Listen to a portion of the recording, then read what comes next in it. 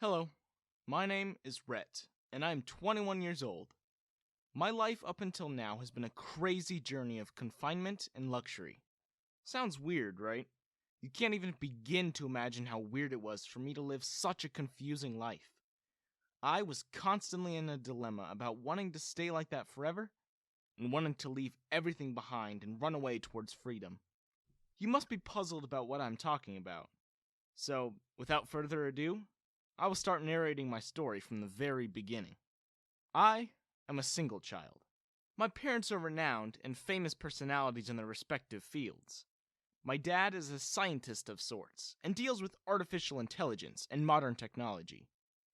My mom is a psychologist and writes and publishes a lot of bestsellers on the subject. Pretty cool, huh? Well, not so much for me. Since the day I was born, I was a science expert for my parents. They kept me confined in a scientific establishment in the middle of nowhere and never let me come in contact with the outside world. At that time, I didn't even know what was happening with me. For me, the world was limited to the four walls of the modern apartment that my parents kept me in. Everything in our house, from the television to the vacuum cleaner, was governed by artificial intelligence, thanks to my dad. My mom used to observe and record every behavior and action of mine. If she gave me something to eat, she would sit down in front of me, make observations about my slightest body movements, then wait for my response and reaction before writing them down in a notebook.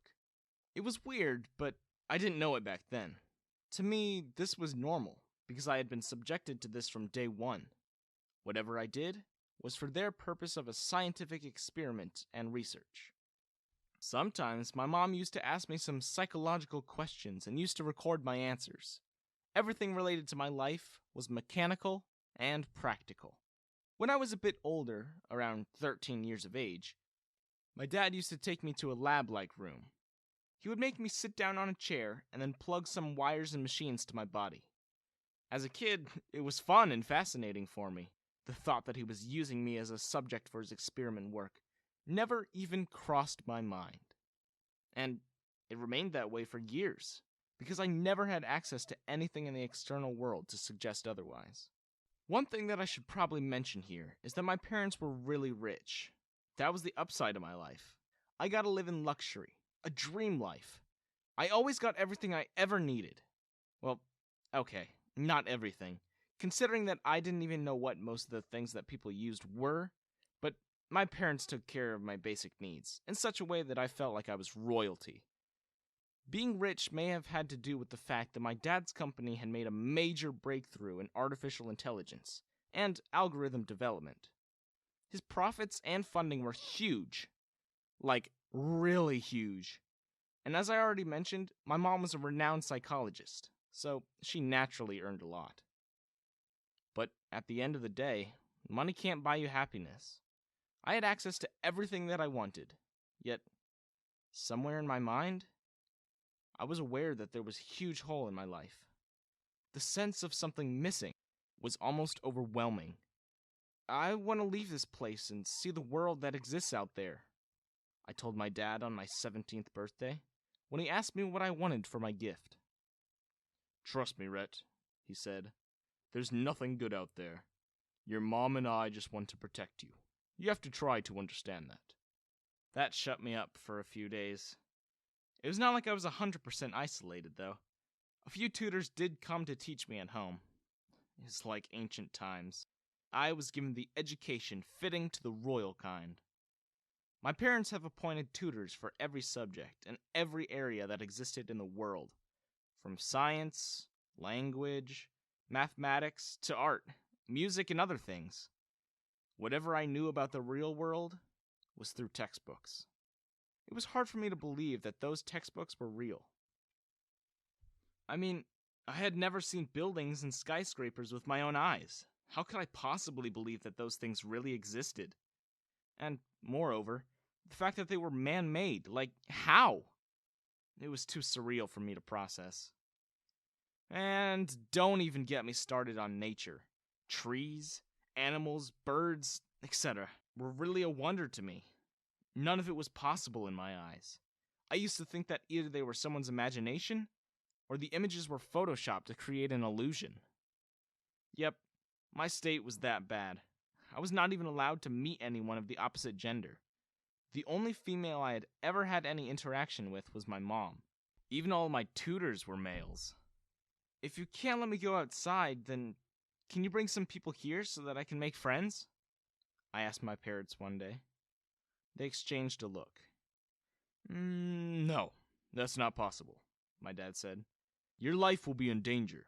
Yeah, we don't want to lose you, Rhett, Mom added.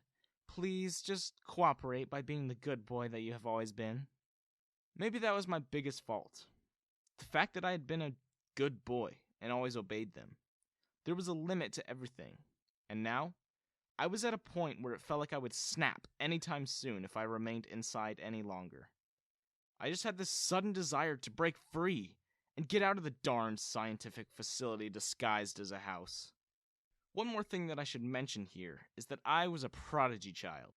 I guess I inherited the traits from my parents. I excelled effortlessly at everything. Science, math, language, art, playing musical instruments, and whatever else I was taught.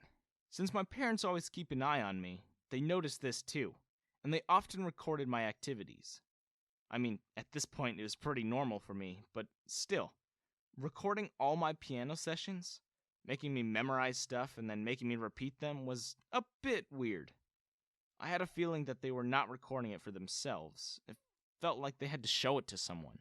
And I was right. Even though I found it out much later, it was true that they were posting all those videos online. I will get into details about that later, though. On my 21st birthday, I decided that enough was enough. I was determined to convince my parents to let me go out. I wasn't going to take no for an answer now. As soon as they came back from their work, I went to them and, yes, they left me alone and went to work even on my birthday. Anyway, moving on. I stood in front of them and demanded to be let out of the house. They remained quiet for a few minutes. I didn't notice it before, but there was definitely a sort of weird tension in the air. Mom and Dad weren't even looking at each other. It seemed like they had an argument.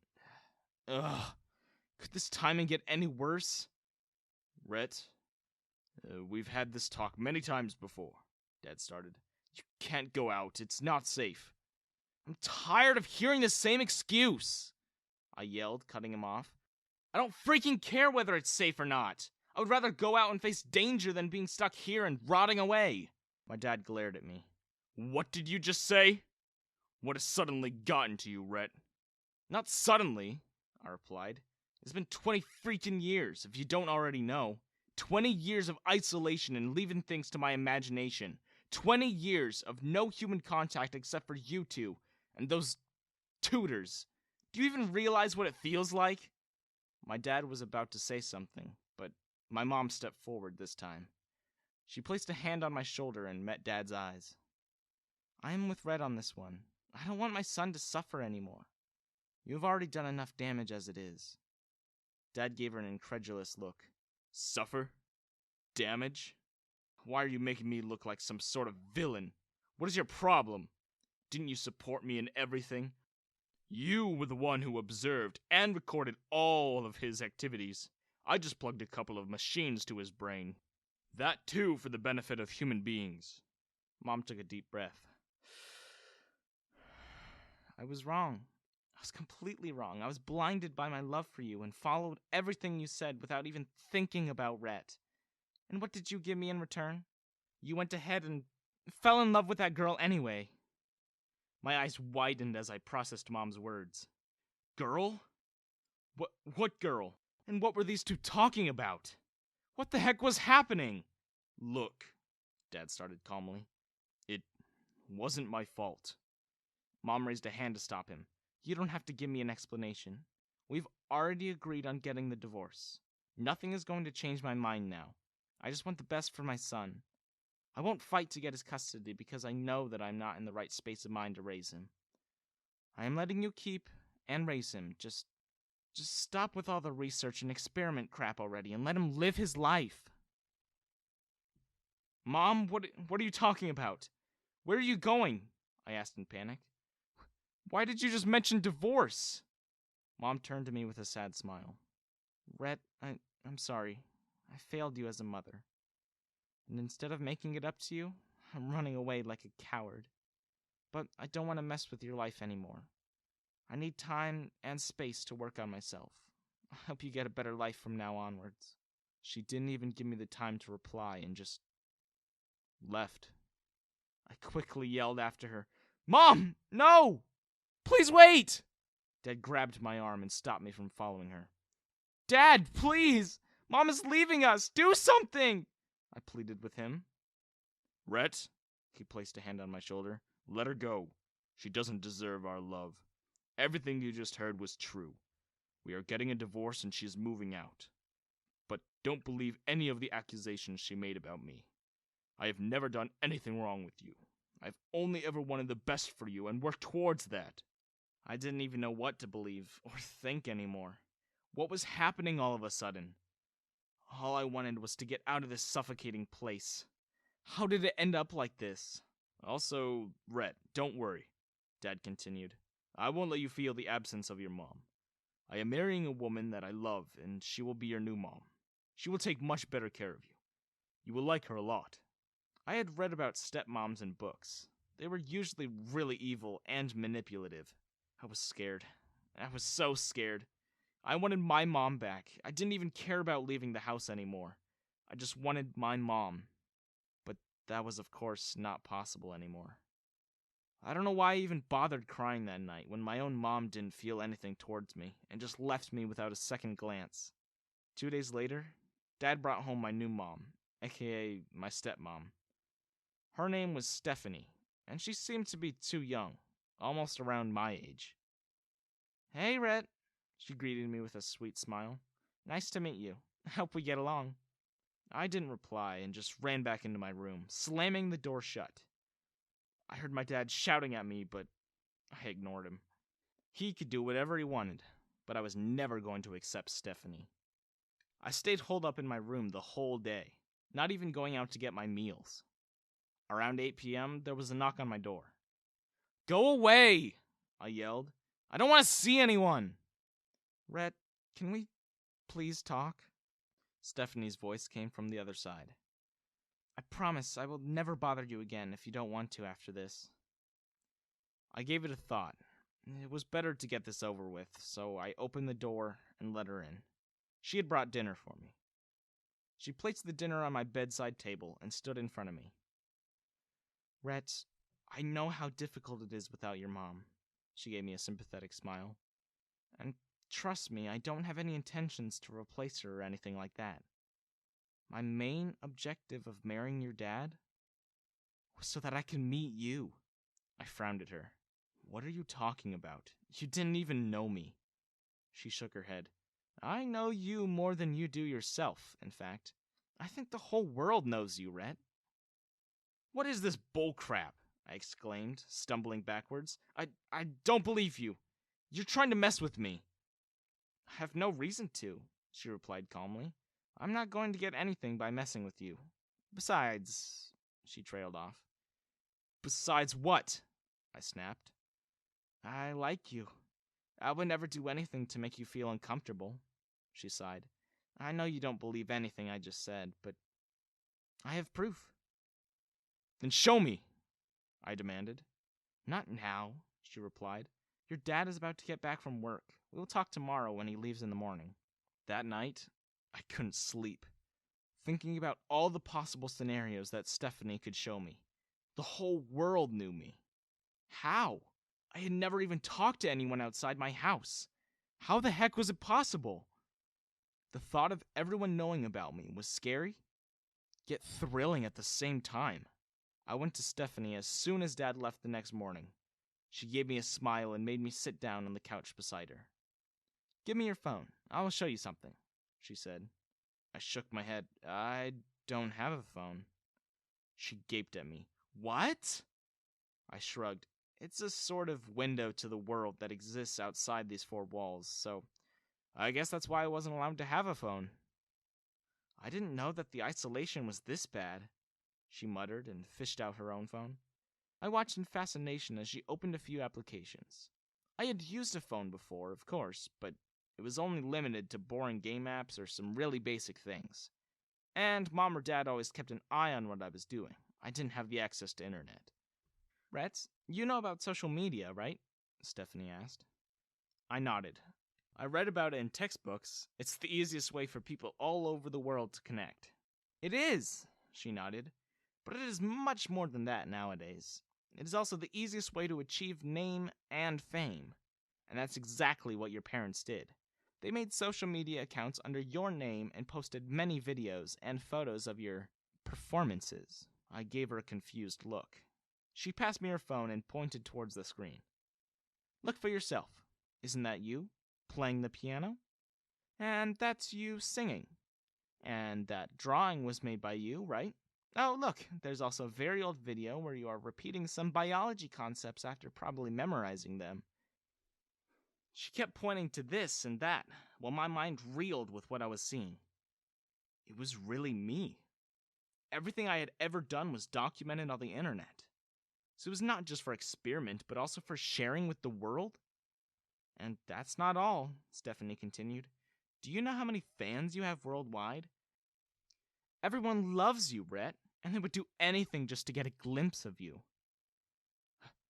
How do you know this? I asked her, still trying to comprehend everything I had just seen. She gave me a smile. I am one of those fans. I used to be crazy about your videos. I mean, I still can't believe that I'm sitting here in front of you right now. You're an idol. So many people would die to be in my place. Wow. Now this was something. I was a worldwide star, and I didn't even know till now. Could my life get any better? I don't even know if this was sarcasm or not. Why did they do this? I mumbled. What did they gain from posting about me online? Popularity, Stephanie replied. It helped them establish a name for themselves. You were an instant hit with everyone. A sensation. And by keeping your identity hidden, your parents were able to draw the attention to themselves. Since people couldn't meet you, they satisfied themselves by meeting your parents. Your dad's company was able to explode into fame thanks to you. It became an overnight success because no one could get enough of you just from the online content. And your mom made a breakthrough with her books just because she was your mom.